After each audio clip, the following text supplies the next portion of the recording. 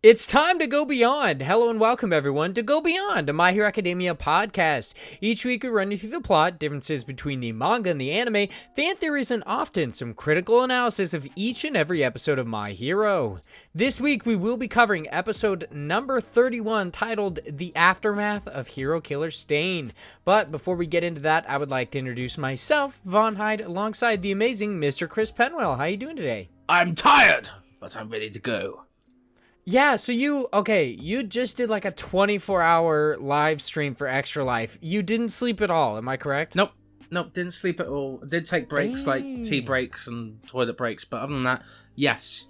I played video games for 24 hours straight for Extra Life. That helps the Children's Miracle Network with like helping sick kids get treatments and funding like the equipment they need and stuff like that. So yeah, it was fun.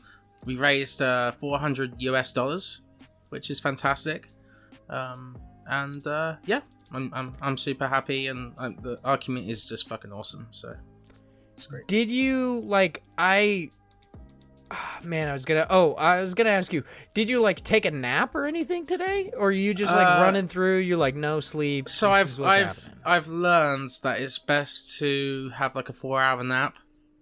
Oh, and then okay. sleep at a regular time, so you can get adjusted to like a regular kind of like sleeping pattern again. So all right, sweet. That's my well, plan. I'm glad you ended up making some money, or you made some money for Extra Life. That's super cool. I've participated in an Extra Life thing before, but I didn't like. It was like a D&D like Extra Life thing, and I didn't make it the entire time because I drank so many energy drinks that I ended up throwing up. Oh, shit, yeah. And had to go home. So I was like, yeah, this fucking sucks, but whatever. And I don't like sleep deprivation, so I don't really fuck with that. Yeah, it's something you don't usually mess around with, but, you know, for the kids, it's worth it. Oh, yeah, absolutely. It's definitely worth it. Are you excited to talk about My Hero today, though? I am very excited. All right, like I said, we're talking about episode number 31, The Aftermath of Hero Killer Stain, which covers roughly pages volume 7 of the manga 59 through 87, written, of course, by Kohei Horikoshi and animated by Studio Bones. Chris, what do you think about this week's episode? I'm insane, but yeah, I do like this episode. There's a lot of plot going around, but some people would say, oh, it's filler, but no, I think it is actually kind of important to set the stage for the next arc in the series. Yeah, I mean, honestly, this doesn't even just set the stage for the next arc. This sets the stage for literally the next like 10 arcs. Yeah. Like, the way up to the current arc, you can see the reverberations of what happens in this episode all the way up into the current arc of the manga. Yeah, I was about to say you could see stuff in the manga as well. Yeah. It's outrageous. I'm very excited to talk about this today because I do have a decent amount of like questions to ask you regarding the episode itself, and we actually have somebody who wrote in a question that we'll get to. So I'm pretty excited about that. They didn't technically write into the podcast specifically, like they tweeted at us and I was like, "Oh, cool. Can I just answer this like on an episode?" And they were like, "Yeah, sure." Cuz I feel like that's the best way to do it versus trying to use my like whatever 200 characters, 180, whatever it is now, to try to answer that question, considering it's so hefty and often doesn't make sense. Yeah, that's a fat question. I'm excited. It's a big fat question with a PH. Yeah, exactly. That's what I was about to say. Yeah, great minds think alike. Yes. So this week's episode, I very much enjoyed it. You bringing up the filler word, anybody who says this is filler is fucking dumb, especially because literally next episode is 100% filler. And Well, so it doesn't have this. Apparently, the stories that happen in the next episode literally do not exist in the manga. It's anime only, which I kind of enjoy, and I like this next episode. But I feel like it ends on such a point where, like, Gran Torino's like, you gotta tell Midoriya about what happened with Nana Shimura, and All Might's like, that's what I'm gonna do. And then it's like, in the preview, guess what, bitch asses, we gonna talk about the other kids' hero internships, and you aren't gonna learn about fucking All for One. And I'm like, bro, are you serious right now? Like, I didn't understand until this watch through how annoying that probably was. I think I was just like, when I was initially watching it, I was like, fuck yeah, get to learn about all the shit. I'm fucking stoked. It's gonna be great. But now I'm like, what? But it's it's resolving something that we've had issues with the show in the past, with having more time with these characters other than Deku. Yeah, absolutely. It's something that I've wanted for so long, and I'm actually very excited for it. I just feel like it might be ill-timed, having that episode in between these two. It's like, if you had, like, the all-for-one reveal, and then Deku was like, hey, how were your internships? And then it was like, into that, like, weird shit where people go into their, like, headspace, and they think about it. Like, if they did something like that, I would be totally into it. I'd be like, hell yeah, that's the transition between the Stain arc and the exam arc. But instead, it's like, hey, are you really excited to find out who the fuck is, like, being the little puppet master or behind that TV? You go wait. Like, you're gonna wait a while. We gotta see how Asui's doing with Selkie, bro. We gotta see Kirishima and Tetsu doing some weird shit with visors. Like, I'm excited because I love these characters, but now that I'm actually being very critical of the anime and it's like, and its pacing and how exactly these episodes are structured, I'm like, bro, nah, that's not good. Why'd you do that? So I'm pretty excited about it. I feel like we once again need to have a discussion after the Stain arc, which technically concludes in 2 episodes. Do you want to do our Heroes Rising one? Yes. Is that what you want to do? Okay. So before we do the, like, end of the year exam arc, you want to do a Heroes Rising review?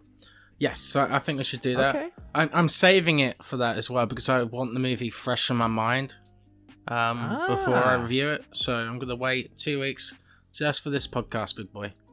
Nice. I'm freaking stoked, dude. I'm so excited to talk about the movie because it's so good. Yeah. But that is 2 weeks away, and that's not what we're talking about today. So let's get into that plot summary. With Stain finally having been taken down by our young heroes. Nope. Stain finally having been taken down our... Okay, I totally read my own writing wrong, and I do this often, and it actually bothers the shit out of me. With Stain finally having been taken down, our young heroes have a chance to rest and recuperate. But while all my... Oh, fuck, dude. I'm really, like, messing up with my own words here. But while all might seem calm, a storm is brewing, the likes of which this story has yet to see. Why did the Nomu pick up Midoriya of all people?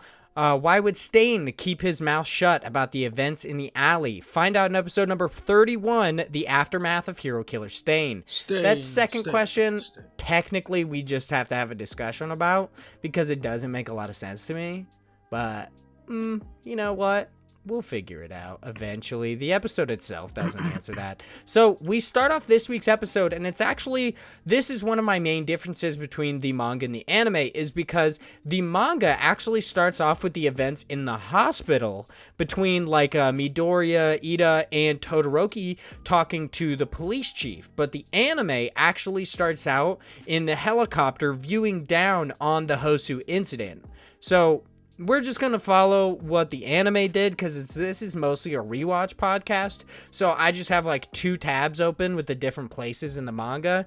Maybe it'll just make it easier. So we start off this episode with a helicopter, a news helicopter, flying over Hosu City. They're checking out everything. They're going through how, like, basically a bunch of Nobu have been there. They're killing people. Like there's smoke everywhere, and they're like villains rampaging. And these newscasters happen to see two people chilling on like a little water tanker, and they end up zooming in and seeing that it's Shigaraki and Kurogiri, which I think is really, really cool. I love that it. Yeah, go for it. I think she has some sort of quirk that gives her like eagle sight or something, because she saw it way before the cameraman did. Yeah, and that's pretty far away. She could. Hatsume has zoom, like her eyes. Yeah. Are actually her quirk, like that zoom quirk. So maybe this newscaster has something similar to that. Yeah. And you have to be able to see in the dark as well. It'd be even harder to see in the dark like that. Yeah, especially because they seem so far away, and then she's just like eagle vision, just spots them. I was like, whoa, bro. It's like that Minority Report crazy. shit. It's like zooming in. Yeah, exactly. Like, it's freaking weird. Yeah. So after she spots them, we then move to the No, we don't move to the hospital. We shoot. Oh, yeah, okay, so she spots them, and then we get, like, the glimpses of the Nomu having been taken down. They're being arrested. These two weird ninja heroes are trying to, like, I guess, I don't know, take this Nomu into custody that Endeavor definitely killed, like we covered last week. And Shigaraki and Kurogiri are sitting there talking, and Shigaraki's like, let's head back. I love that Kurogiri asks, like, did you achieve the result you were hoping for? And Tomura's just like, you dumbass, like, I guess we'll find out tomorrow if I ended up right. like getting what I wanted. So then we move to the hospital, where our three kind of pseudo protagonists at this point in time, because they were the big people in this arc. So we've got Midoriya, Todoroki, and Ida in the hospital, having like just seemingly woken up, I guess. And they are all kind of talking about their injuries, how getting out of the situation with Stain with their lives intact is actually kind of a momentous occasion for them. Yeah. I love that, like, Midoriya is, like, looking back now, what we did was incredible, and Todoroki's like, yeah. And after that last-ditch effort, I'd say it's a miracle we're still alive. And Midoriya's like, and with my leg, if he wanted to kill me, he easily could have. And I definitely like that that Todoroki points out that Stain let them live. He's like, yeah, he definitely let us live. And he then points out that Stain was actually trying to kill Ida.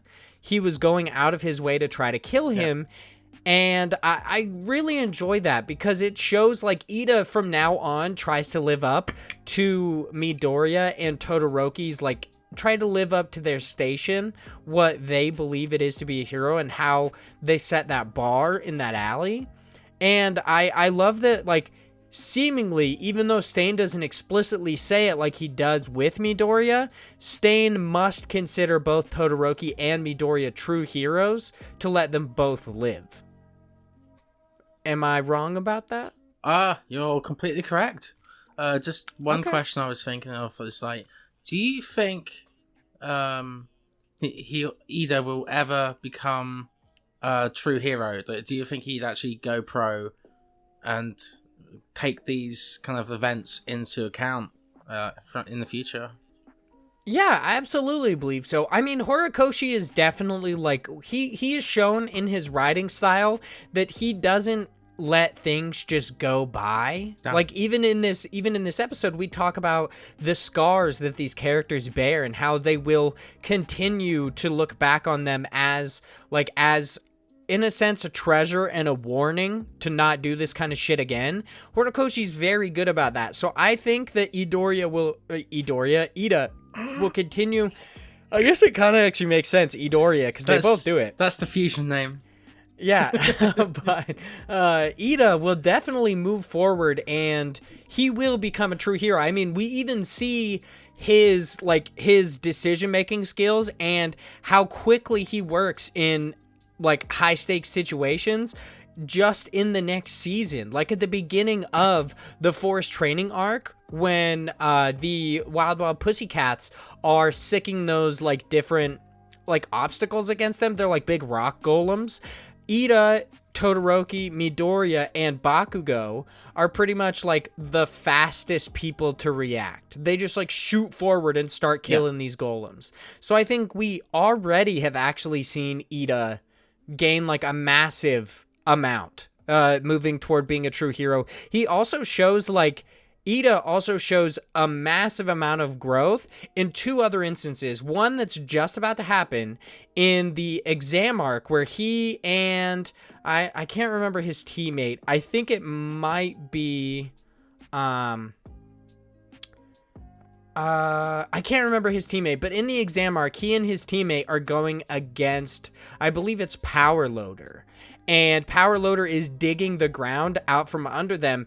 And there's either the objective of defeat Power Loader and put the handcuffs on him or run away. And Ida looks back on the moment with Stain in the alley and doesn't choose to fight a battle that he can't win and instead runs and gets out, which I think is like an immediate amount of growth. Like right. he shows right then that he has grown as a hero. And then in the like the raid arc, when Ida, Midoriya, Kirishima, Todoroki, and Yaoyorozu, I believe is all of them, when they all go to investigate the tracker that Yaoyorozu puts on the Nomu, Ida is there to hold them back. He is his express purpose. I don't know if I mentioned Kirishima, but he's also there. His express purpose is to hold them back and not put them in danger. Even if they're risking their lives to save Bakugo, they still like Ida's there to keep them from making the same mistake that they made in this alley by using their quirks without a license. So I 100% believe that he will grow enough to become a true hero, and I honestly can't wait for it. I'm mostly interested to see what everybody's specialties are.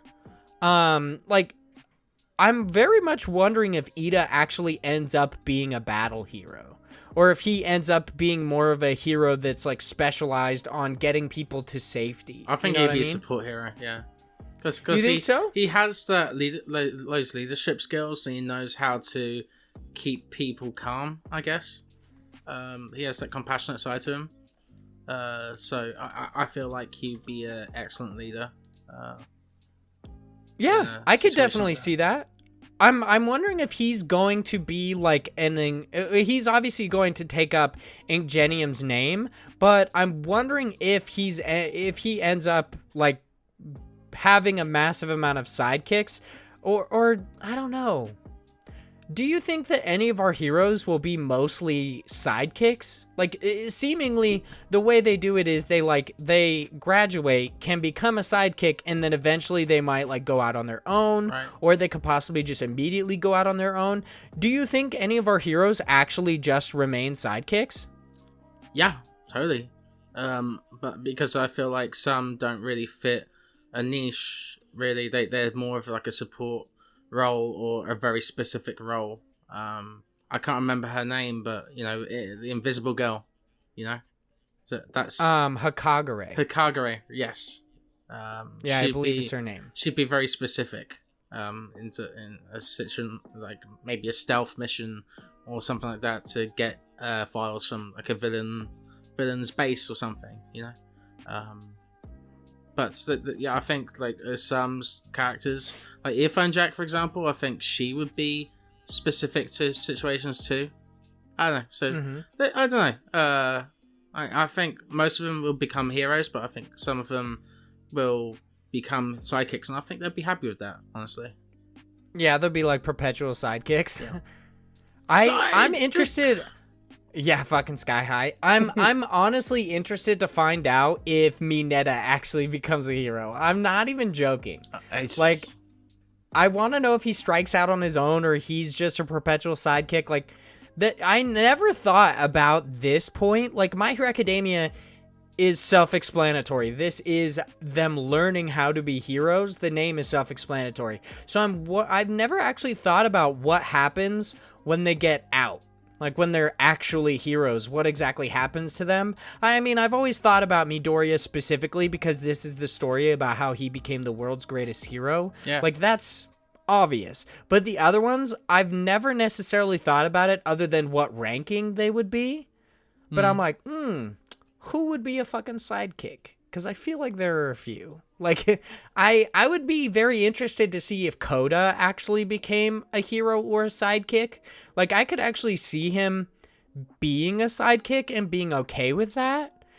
Because even in the most dire situations, he's often not the person that they either run to, or he's not acting of his own volition. He's instead like he's great with teamwork, but he's not really like that solo kind of character. So I'm very interested to see how a lot of these kids move on after graduation. And some of them don't have the drive as much drive as the others, you know. Some of them got those hero internships or but way before, like in their first year, you know, and some of them didn't. They didn't reach that mark. But like Bakugo and Todoroki, they, I guess, spoilers from the manga, they did eventually do that, right? So. Yeah, so I'm very excited to see what happens with everybody. But moving on, so everybody's talking about how they narrowly escaped Stain, and I love that Ida's like basically trying to go into it saying that he fucked up. And then we got Gran Torino Manual, and we have yet to have been like actually introduced to this person. But it is actually, it's like a dog person, and their name is very hard to say, so I'm just going to try this. Surigami? Woof. Yeah, Kenji Surigami. Yeah. That's seemingly the name. It is the police chief of Hosu City. Comes to basically like all three of these characters come to reprimand and basically like berate these three young heroes because they were not supposed to use their quirks. And I love that Surigami, like, he outlines everything. He's like, just to let you know, the reason that heroes exist today is because they follow strict rules and guidelines. If you do not follow them, you will not be a hero, kind of a deal. And I love that Todoroki immediately kind of stands up for everybody because, one, he's kind of like, he's a very, I want to say that he's not afraid of confrontation because he basically confronts everyone. Let's be real. Like, he confronted Midoriya like 10 times, but he immediately stands up and is like, hey, hold up. If Ida hadn't acted, Native would have been killed. And if Midoriya hadn't shown up, both of them would be dead. Nobody even knew the hero killer was in town. And he continues saying, should we just let people die all in the name of your law? And Surigami's like, everything turned out just fine, so just forget about the laws, right? Like, as long as you have a positive outcome, who gives a shit about the law? And Todoroki says, isn't it a hero's job to save people? And I honestly love that he just gets like trounced by this police chief. And doesn't it seem like Todoroki's totally about to go punch this guy? Yeah. Like, he gets real angry. He even calls him a mutt, which I feel like should weird. be. Yeah, I feel like that's pretty fucked up. That's really fucked up. Like, that's I don't know, derogatory. And it seems like maybe in parts of society, animals are animal type people are looked down upon in a way. But at the same time, the Principal Nezu is the headmaster. And the principal of UA. And now we have Surigami as the police chief. So I guess, like, animals make for good leaders? Next question mark? What? I mean, you're not wrong. So, we currently don't know about Surigami, if that's necessarily like a mutation, if that is part of his quirk. But Principal Nezu is actually an animal, but there is actually like, it's said in the manga, it's technically later on and it will be seen in, I believe, season 5, but there are people who believe, that people with non-human characteristics because of their quirks are lesser, and in a sense it's racism. Like it's prejudice, it's racism. They're basically like Nazis, but instead of like the ultimate race, they're just like people who are human instead of being like animal characters, which is super weird because it's like, it's a mutation. It doesn't mean they're actually an animal. Like, we'll talk about it in a little bit. I mean, Nezu aside being an actual animal, when we get to our listener question, mutations are actually not always part of a quirk. It's part of, like, lineage. So I'm very excited to talk about it. But I love that Surigame is then like, hold up. I'm obligated to tell you that. Like, that's because I am part of the police. I had to tell you that y'all fucked up and you should be reprimanded because of it. But instead, what I'm really going to say is that all just depends on if the public gets a hold of this story. Like, if it gets out, you guys will be lauded. People will love you because of what you did. You took down the hero killer, someone who's killed 17 heroes and wounded, I believe, like 23 or something. Like, he's done a lot of damage, and 3 high school students took him down. Like, that shit's crazy. And he goes on to explain, like, if this gets out, they will, of course, see a lot of fame because of it, but the 3 of them and their mentors will actually be reprimanded because of it, which I find weird because then Gran Torino says that he was reprimanded anyway, and I'm like, what? Why? Probably even worse. Yeah, I mean, I guess it would have been worse, but still, why? Like, it makes it seem in this situation like nothing will happen to them if they don't take credit for it. Yeah. It's weird. But I love that he says, like, but just to give you a little taste of what would happen, thank you from the Hosu City Police Department. Like, you guys did great, kind of a thing, but don't do it again. Ida, like, apologizes to Manuel for going out of his way, and Manuel karate chops him in the head, which is so weird. He's like, yeah, you caused big trouble for your mentor, so don't do it again. I really like that. I think Ida actually interns at Manuel's agency again later on. Yes, he does. Yep. So I love that Ida, like, really develops this relationship with Manuel. I mean, pretty much everybody does. It's shown later in the manga that literally everyone develops kind of an intimate relationship with their mentor, which is kind of cool. Like, Gran Torino's obvious because moving forward, he's such an integral part of the plot.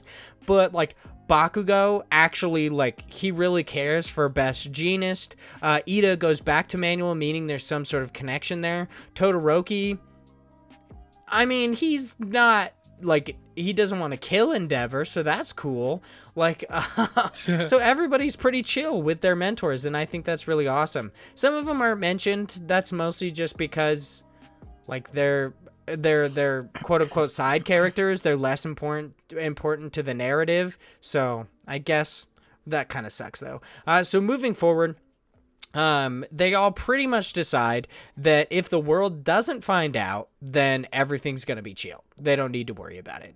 At this point, I'd like to bring up an interstitial page of the manga that actually explains why Midoriya was picked out of the crowd. Can you guess why? And we've actually talked about it in the past, so I'm very interested to see if you can guess why the winged Nomu grabbed Midoriya of all people. Under Shigaraki's command, or it might be the blood type. Interesting. Okay, so Horikoshi, he gives a hint at why exactly it is, and he draws a picture of a young chubby boy with buzzed hair and wings.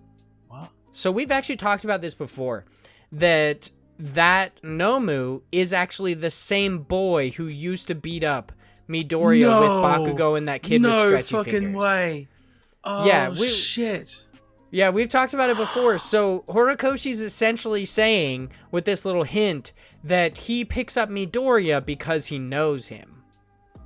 And, like, seemingly wants to attack him. That kid's dead? Yeah, I mean, yeah, he's dead. Which is even more fucked up when you, like, we've also talked about this before, but when you find out that he's actually related to Dr. Garaki, the quirk doctor, who creates Nomu, so you're just like, you turned your own family into a Nomu? Yeah. That's fucked up. But I guess shit happens. We then move on to see the kind of fallout from Stain's message, with Midoriya giving that, like, little bit, like, in the most recent, like, in the days after, people began to like research Stain's ideology and come over his true identity, and we start to see some stuff like the headlines where it's like the hero killer arrested and Stain is on the front page, but then in very small like font it says violence in Hosu enacted by gang of criminals. Like they obviously don't give a shit about the Nomu. And they also like show news broadcasts of the like one-horned newscaster talking about the Nomu and how they must be connected to the League of Villains, which is actually kind of interesting. I feel like this is actually like way out of order, which is a little odd. No, okay, no, this is in order. Never mind. I forgot that because that helicopter thing happens, it was going to throw me off. But Horikoshi actually, at the end of this chapter, also outlines that newscaster with the single horn, he gives you a little bit of detail on him. I don't have it written down, but it's kind of interesting. He actually has 2 horns. His other horn wasn't broken off or anything. He purposely cuts it and shaves it down so that it doesn't get in the way of the news broadcast so that people can see. Yeah, I thought that was really interesting. And I love when Horikoshi gives that little bit of detail about other people. I think that's really, really cool. I'm gonna say this as well. I feel like the detail of this world is so immense just because like it's talking about the media. It's talking about how important it is in the society, and how we'll talk about this later on, I guess. But how messaging is so powerful, like ways to negate propaganda within like the villainous kind of circles, a way to remain calm and. It's just awesome how it's all implemented together into this cohesive kind of like universe that Horikoshi has created. Yeah, absolutely. So moving forward, we see a couple of different people reacting to the news coverage of this. We see who we now know or later know as Dabi, Gigantomachia, and we see Toga, which is really cool. And then we move over... Yeah, they're all pretty creepy. I'm actually excited to talk about Gigantomachia in this episode because I feel like this portrays him in a weird way, but we'll talk about it in just a second.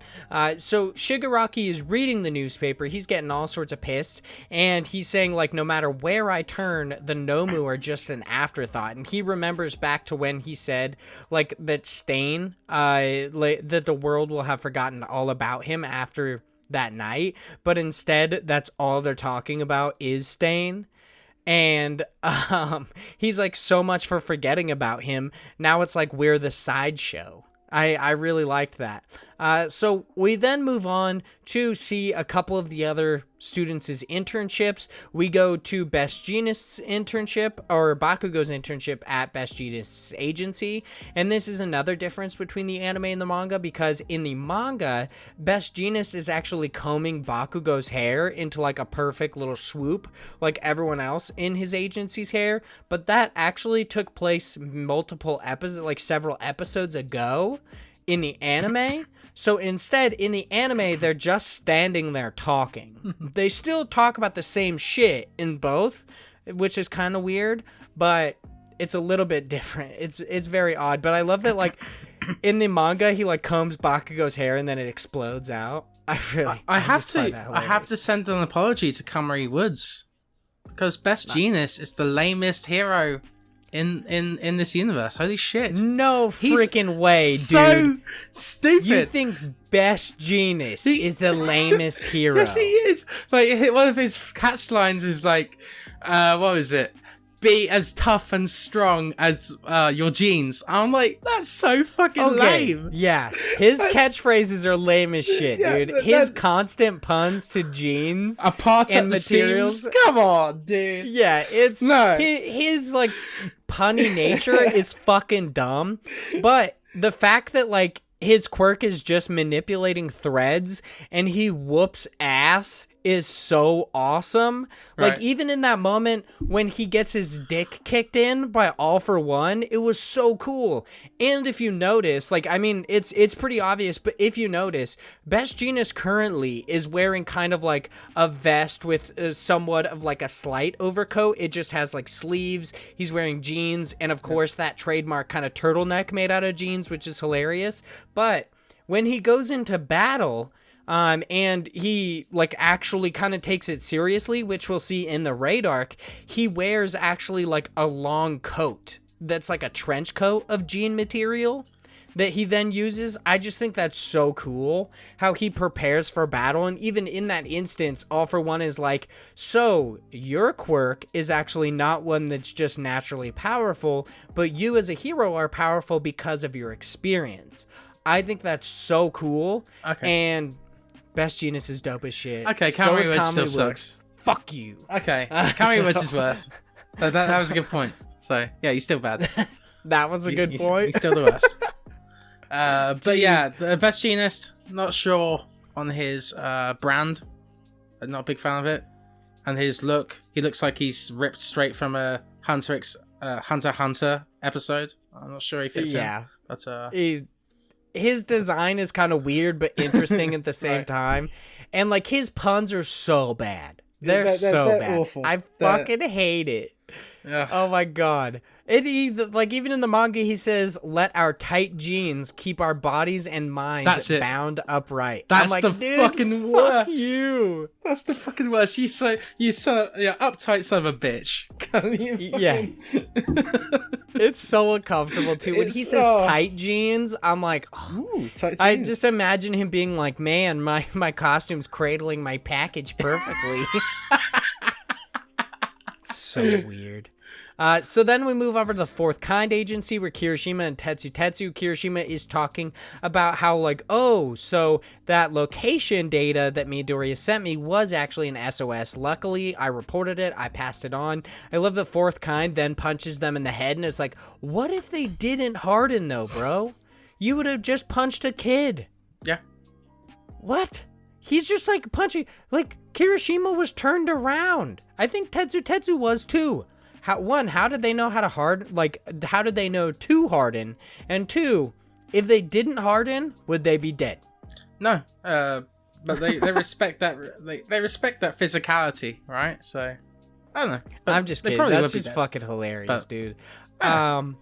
We then move over to Yaoyorozu's and Kendo's internship with I think her name is. Fuck it. I can't remember her name. It's the snake hero. I forget her name just because it's so weird. And honestly, I'm going to bring something up that I find really odd in just a second. But they just shot a commercial, which is hilarious. And I love that moment where she's sitting there and like, for luscious curls. And it shows the thing and you can see Kendo and Yaoyorozu in the background. And their faces are so weird. Yeah, they're so strange. Uwabami is her name. Okay, Ubami. That's the I thought it was either like Umabami or Uwabami, so that makes sense. Also, I don't like it. But she then is like, I love how they're like, yeah, it's like a big part of being a hero is doing this kind of bullshit. And Uwabami's like, okay, so this is gonna go out with some CGI and everything. But you know what? Like, let's go on patrol. And here's something that I don't understand. Why would a hero that specializes in rescue go on patrol? Like, I've never seen Uwabami fight, and I don't really know. Like, I would be very interested to see her in a fight, because her snakes actually give her somewhat of like a sixth sense. So I'd be very interested to see her fight, but also I'm wondering how she expects to take down villains with just that. Like, maybe she's like gunhead and can beat the shit out of people. Like, I kind of wish we have gotten a little bit more about her. I just think it's odd, only knowing that she's a rescue hero, like later on, that she would go out on patrol. Like, I would never assume that 13 would go out on patrol. So I'm just looking it up now, but apparently she helped during the Sky Egg bombing arc in My Hero Academia Vigilantes. Oh, yeah, I don't know. I haven't read all of vigilantes. Okay. So it's very possible. Vigilantes goes into a lot of people's backgrounds, like Aizawa, Stain, Mirko, like a bunch of different people's, All Might as well. Like it goes into a lot of different popular heroes' backgrounds. So that's why I often recommend it to people to check it out, but I am not current in it. So there's that. I also I'll save my feelings for when I'm current in it. About how I feel about vigilantes. But moving forward, we then move over to Uraraka, who's talking on the phone with Midoriya, and he's like telling her that they're okay, that they just got hurt. She's also worried about the address, and I love that Gunhead is like, ooh, you talking to your boy? He's amazing. I love him. He's so adorable. He's awesome. He's great. Yeah. And Uraraka's like, it's not like that. And you're like, it is, though. It is. Yeah. Yeah, girl took that gossip. We then move to Hosu General Hospital, where Midoriya's freaking out that he just talked to a girl on the phone, and he's like, it was like she's whispering in my ear. I was like, bro, that's such a weird way to say that. That's a bit strange, yeah. Yeah, I mean, it was a weird way to say that, but I do like it. I thought it was a cute moment. Yeah, it was cute. So Midoriya then returns to his room, where Ida apparently just found out that his left hand could have permanent damage, because like both of his arms are pretty effed up, but apparently Stain severed something called the brachial plexus nerve, but luckily he can regain some feeling and possibly get more movement out of his fingers with nerve transplants, which is pretty interesting. But Ida then says, like, until I succeed in becoming a true hero, my left hand will serve as a reminder.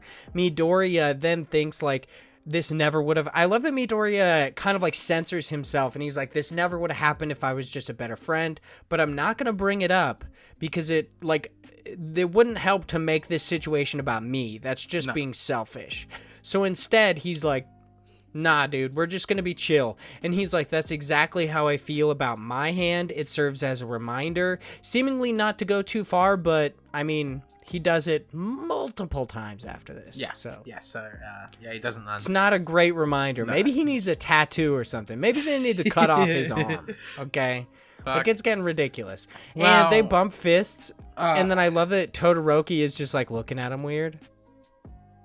He's like, ugh. And Todoroki says that he's sorry. Midoriya asks for what, and he's like, whenever I get involved, it's like people get their hands messed up or something. He's like, am I cursed? And he's just like, they should call me the hand crusher, and everybody thinks he's just being funny, and he's obviously being super serious. Yeah.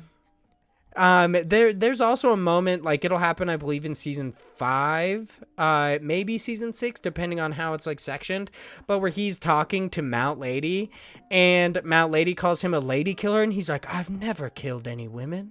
And it's like fucking weird as hell. It's like, bro, really?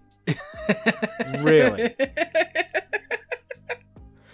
It's just so weird. He's such a weird guy. I love that, like, weird, quirky nature about himself where he's, like, aloof, but also very intelligent and serious. Yeah. It's odd. We then move to Gran Torino calling All Might, and I love that All Might's, like, his ringtone is him saying, I am here. And Aizawa and President Mike are like, are you serious, bro? That's really your ringtone? A phone call is here. Yeah, that's just so funny. It's like, man, you have to be so vain to have that. Yeah, it's so awesome. I love it so much. You'd think, like, did he record that on his own, or did he pay for that? Did he pay to get his own voice saying a phone call is here? Hey, you can buy that ringtone now for $1. Remember the old days in the 90s where, like, there were those ads where they're like, oh, you can buy these ringtones today. Yeah, I do remember that. Or, like, you would play a song and record it and then set it as your ringtone, but it would always just sound like garbage. Yeah. Yeah, I do. That shit was funny.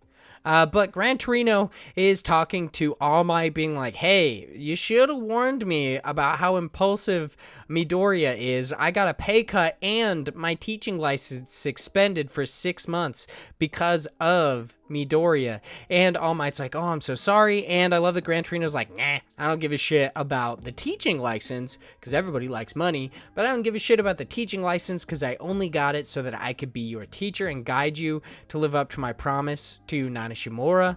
And All Might's like, I really appreciate it. You're the reason that I am who I am today. Oh. And they then continue to talk about the hero killer. How I love how All Might kind of downplays it, and he's like, well, wasn't he detained at the time? Like, why were you so scared? And Gran Torino's like, I was scared and intimidated by his ideology. He has the same, like, fierce ideal that you do with your symbol of peace thing. And Gran Torino's like, there's a certain charisma about the both of you, and because of this and the interaction with the Nomu, then, like, people will draw those lines, and, like, ants leading to a colony, they will then become 100 times more dangerous. And I really love that, because that's the part I'm talking about that will lead into everything, is that after this moment, the League of Villains just keeps getting more and more powerful because of Stain's ideology. Yeah. And it's so cool that they just piggyback off of that. And the person who gives Shigaraki that idea is Midoriya. I'm like, bruh, you created your own villain. Oh my god. It's so funny. I love it so much. It often happens in My Hero Academia where people inadvertently create their own worst enemy, and I think it's hilarious. That's what happens in Spider-Man. Peter Parker does that all the time. Yeah. Almost constantly, yeah. It's pretty interesting. And in different iterations of Spider-Man, like in Spider-Gwen, he becomes like the Lizard, because, like, inadvertently because of Gwen. Like, it happens a lot in different, like, hero material. So yeah. I think it's pretty cool. But moving forward, they talk about how, like, the Nomu having multiple quirks and all of this kind of working in the League of Villains' favor. It must mean that All for One is back again. And All Might says, like, to think he could have survived after those severe wounds. And this is what I'm talking about, where Gran Torino is like, Midoriya has so much admiration for you that you need to sit down and talk to him. You need to tell him everything about One for All. Which, I mean, I feel like All Might still holds back even when he tells Midoriya. Because he doesn't tell him, like, I don't know if they just don't know or something. Like, I've been curious to know, like, so for the longest time, I've wondered how they know Nana Shimura is dead. Because in the moments, like, we've actually seen the moment where she supposedly, like, dies. We've seen it go by in the All Might Rising spinoff, and then it was, like, later animated. That one shot, we've seen that. And we see them both flee, and I'm like, how did you know she died? Like, I don't know how we all know that Nana Shimura is dead. I personally believe it is possible that she's alive. Like, but if she was alive, then wouldn't One for All not be... Well, I guess she'd lose One for All, right? In a way. Yeah, it will drain from her. Yeah. And, like, without spoiling anything, like, One for All gets kind of weird with the way the vestiges work and everything. So we'll just not go into that. We'll talk about this some other day, maybe in season 5. I do want to talk about this scene though. I think one of the coolest shots of this episode was when Gran Torino was telling All Might that he has to tell Deku the truth, and he just sits there in silence, and there's like some dark lighting shading over him. And we know that, you know, All Might's keeping stuff away from Deku in a way for his own sake. You know, so is he thinking about those things of, like, I guess manga spoilers for the next 30 seconds, of, like, people with One for All die earlier? You know, is he thinking about that kind of stuff? And does he feel any kind of remorse for Deku at this point? For giving this power to him. Yeah, that is... I don't think it is at this point, because All Might doesn't know that until later. Okay. yeah, when he compiles all that information, that's when he learns that crucial fact, because he didn't know anything about it earlier. But I could see that he actually does feel bad, especially with like him passing the torch on to Midoriya. He thought All For One was dead, so he never thought that Midoriya would have to go through the same things that he did.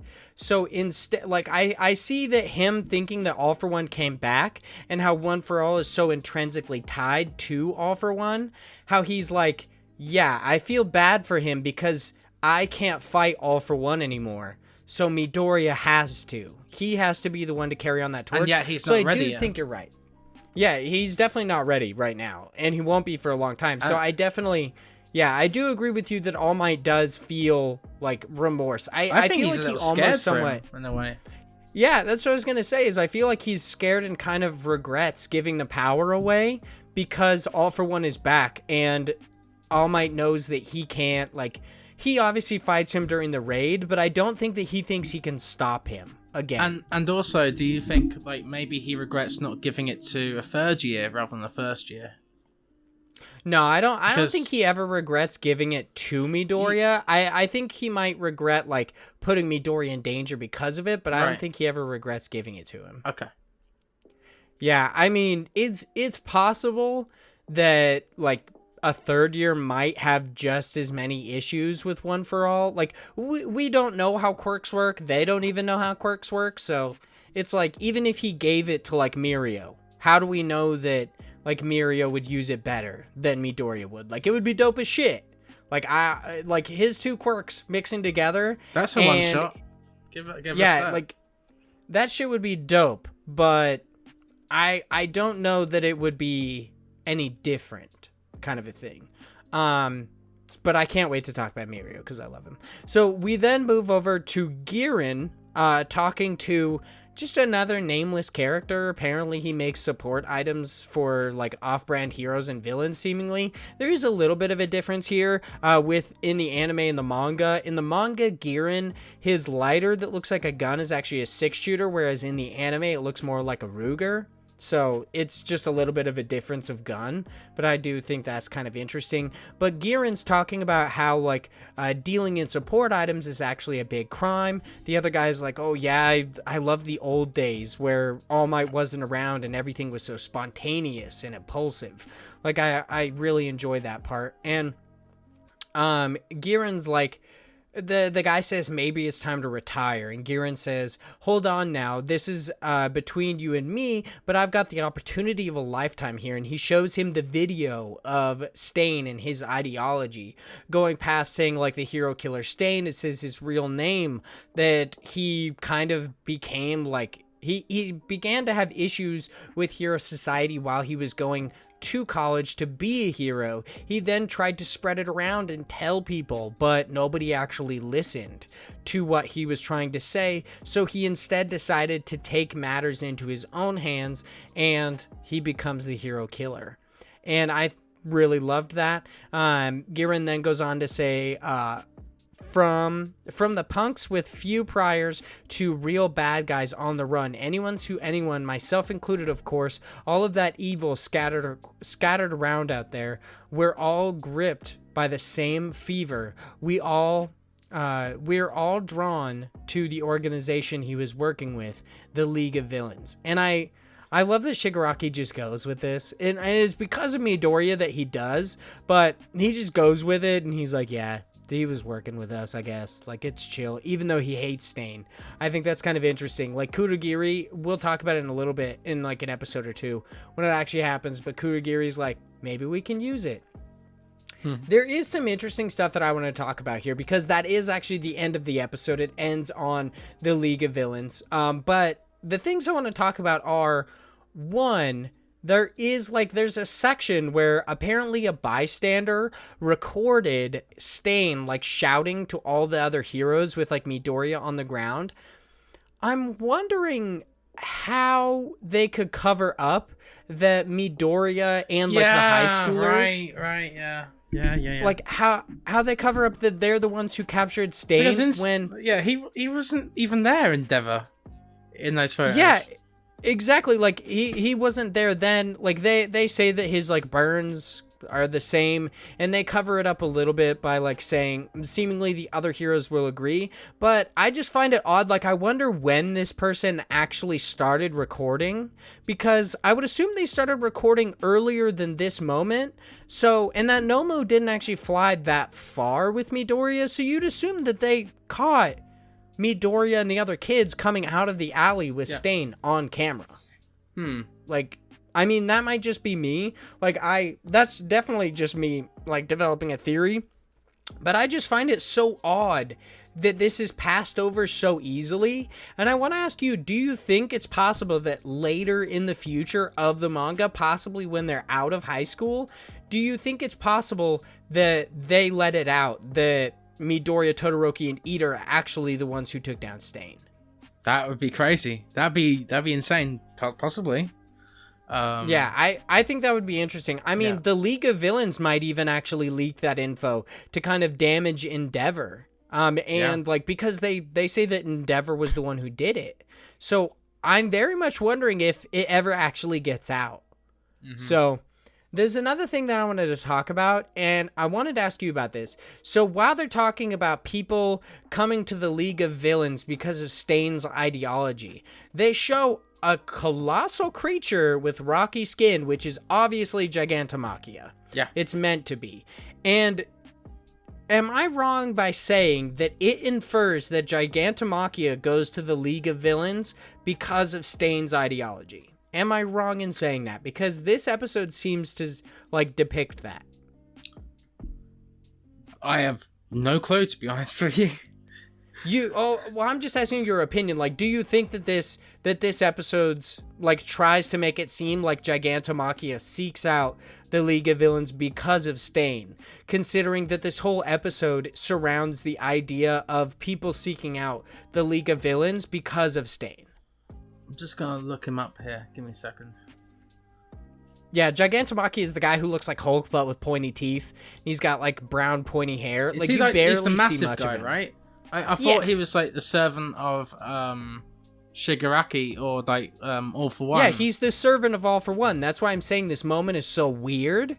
Is that this episode makes it kind of Yeah, it makes it seem like in the way that it's told, makes it seem like he joins the League of Villains because of Stain's ideology, but in reality, it's because he was already serving All for One.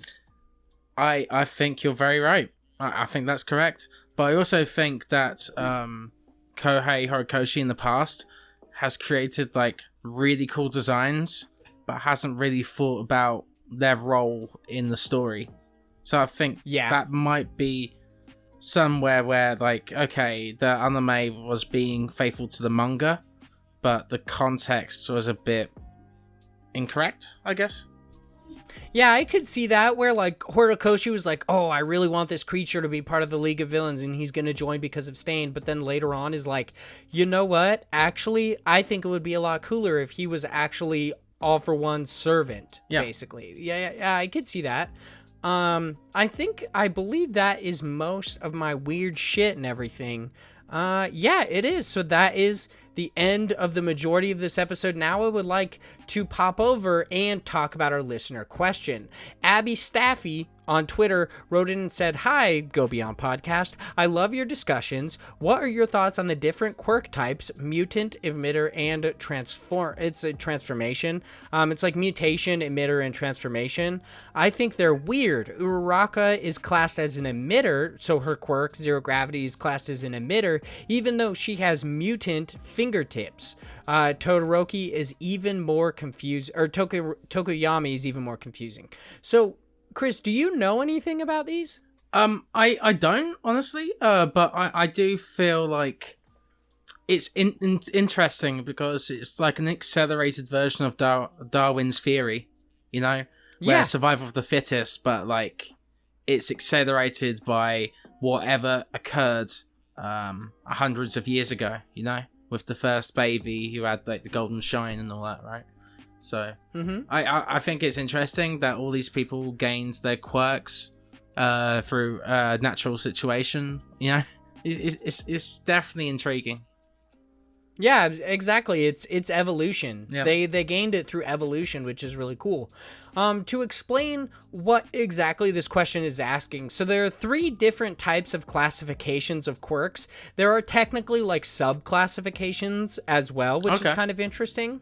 But the classifications are emitter, which are like activation type quirks, are abilities that allow the user to generate and possibly control certain things or alter existing things around them in certain ways. The emissions of emitter type quirks can have a wide variety of possibilities and abilities. So like Uraraka, her quirk is an emitter.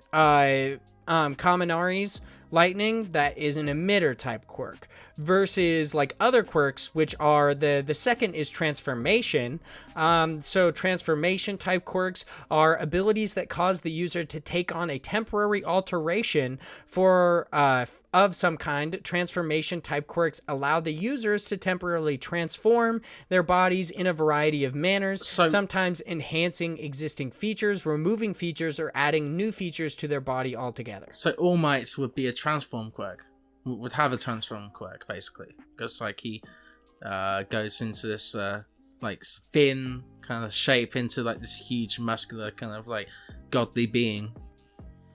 That is kind of interesting. A lot of the quirks are kind of weird. Okay, so to answer the question, I find the quirk types actually really weird because they're often not brought up.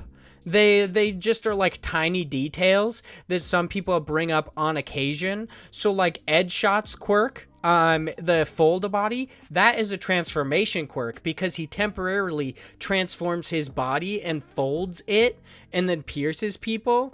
Like, that's a transformation quirk versus like an emitter quirk is like creating lightning or manipulating lightning. So it would be like Manuel's quirk is an emitter quirk to be able to manipulate water. That would be an emitter quirk. They're just often not brought up all that much. So do you think there's a certain class system based on the quirks they have? I know power quirks are looked at like as the top of the top, right? But mutant, emitter, and transform quirks, they probably vary, right? Yeah, I mean, One for All is an emitter quirk. Because it's like an accumulation of people's powers throughout the generations. That's interesting. This is what I mean, is that it's so fucking weird. Yeah. Like, you have Kirishima in season 1 who says he wishes he had a power type quirk like Midoriya's because they're flashy. They bring up constantly bring up these weird words about quirks that are never actually backed up. Like in season 4, like, it seems like one is the type of quirk and the other is a type of hero. So I believe the One for All, a hero using it, that they're a power type hero because they rely on large smashes and stuff like that. They rely on large displays of power versus like Ida and what Midoriya then changes into because his shoot style is like a speed type hero. So it seems like the difference is actually like emitter transformation and mutation or mutant is actually the type of quirk, whereas like power, rescue, like all sorts of stuff like a battle and stuff like that, that's all about a hero, the classification of a hero within the society. So it's kind of weird. The last one is of course mutant. Mutant quirks are abilities that cause the user a permanent abnormality directly related to their power. Mutant type quirks create bodily structures that grant the user more complex abilities that emitter and transformation quirks cannot safely provide. Oftentimes they will bestow prehensile appendages that the users can control or add structures to pre-existing limbs. So like Shoji, his quirk Dupla Arms is actually a mutation. Like it's a mutant type quirk. There you go. Like that's like Ojiro's tail. That's a mutant type quirk because it's a vestigial tail. Like it's a messed up tail. It looks nasty. Yeah, he just grows a tail, so that's a mutant. His quirk is entirely based on the tail. So what I think is weird about this, like, I like that Abby Staffy writes in and asks about, like, people having multiple things. So Uraraka, her quirk itself is an emitter type quirk because she messes with the gravity of objects. She controls that specific thing. So it's like possibly controls certain things or alters existing things. She alters the effects that gravity has on a specific object or person. That's what her quirk is, so it makes sense that it is an emitter versus her having like the weird kind of like the balls on her fingertips. That's just a mutation in her body structure. Similar to Tokuyami, his quirk Dark Shadow is an emitter. So his I believe his quirk is an emitter. But him looking like a bird is actually a mutation. That's like his body just mutated that way, possibly because of genetics. So like his parents might look kind of like a bird. Is it a chicken or the egg kind of situation? You know, like is it did it's definitely the quirk affect their own physical kind of form, or is it the other way around? Well, I believe it's very specifically one way. So like Dark Shadow, the word shadow implies that it is created due to the way that like its beholder looks. So the fact that Dark Shadow looks like a bird is because Tokuyami looks like a bird. Right. So that's like one way, like one does affect the other. It is kind of weird though. Like basically everybody in this actually has mutations in one way or another, other than a few couple people, like Bakugo having more skin on his hands as an evolutionary imperative to make sure that he doesn't blow away his hands with his explosions. That's a mutation, but that's not part of his quirk. It's just what happens. So the way that you have to break this down is it's like one is the quirk. So Dark Shadow is the quirk. The fact that Tokuyami looks like a bird, it has nothing to do with the quirk. It's just that he looks like a bird. Like that's the end of it. It's a mutation.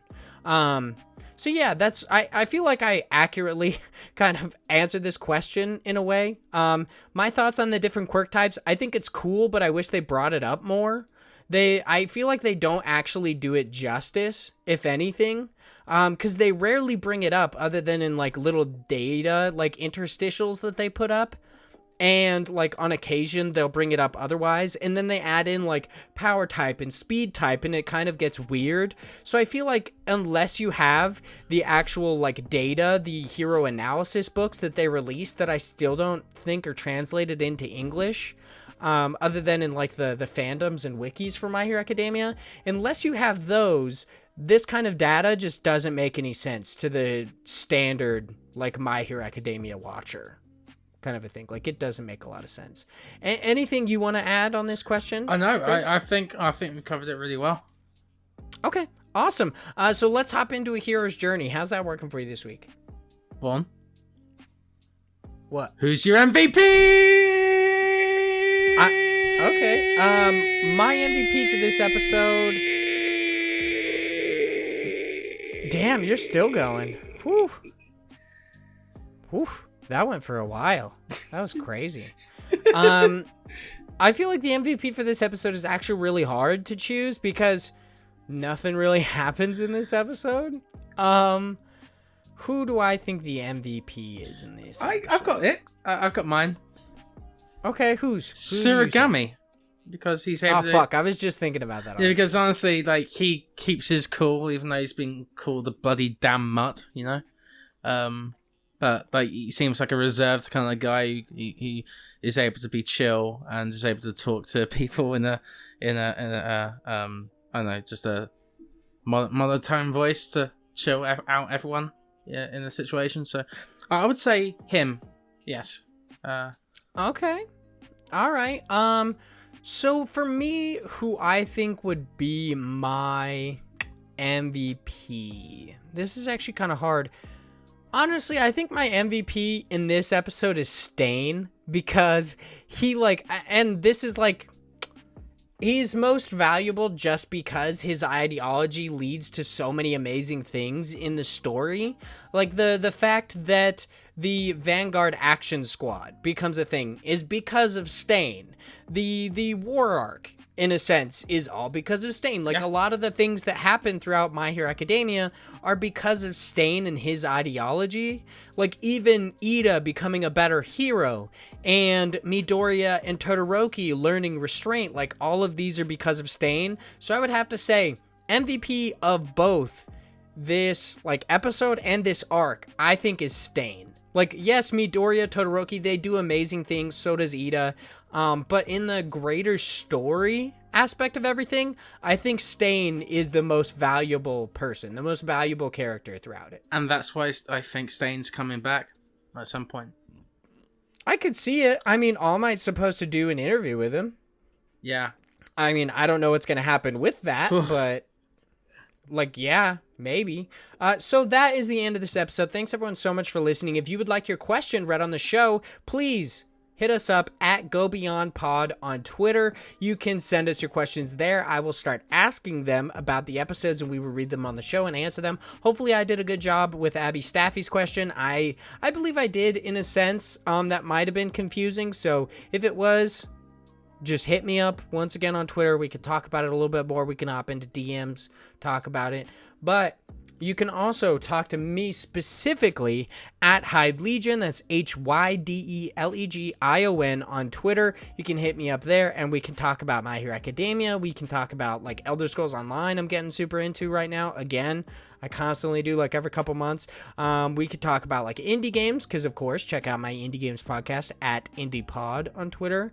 But that's about it. Where can they find you, Chris? Yeah, so first thing I will bring back My Hero's Journey. It's been a while since I've been able to exercise, but this week I will. But yes, you can find me at Penwell Writes on Twitter. You can find my written work at The Gamer, Tech Raptor, and Game Grooves. You can also check out my weekly podcast, Active Quest, with Josh Nichols and Joseph Yaden. It's going to be stacked this week. So we're talking about Watch Dogs Legion, we're talking about Assassin's Creed Valhalla, and all sorts of different stuff. So go check that out there. Oh, Fuser as well. We're going to be talking about. But yeah, Born. I think that was a good episode, even though not much happened in this one. But at the same time, it was a precursor of things to come, and there are many, many things that are coming in this awesome show. Yeah, absolutely. I'm so excited to continue this podcast, continue this rewatch, and to watch freaking Heroes Rising again. Yeah. God, I love that movie. I can't wait for it. Thanks everyone so much for listening, and please return next week for episode number 32 of Go Beyond, a My Hero Academia podcast. And remember, everyone, stay as strong as your jeans.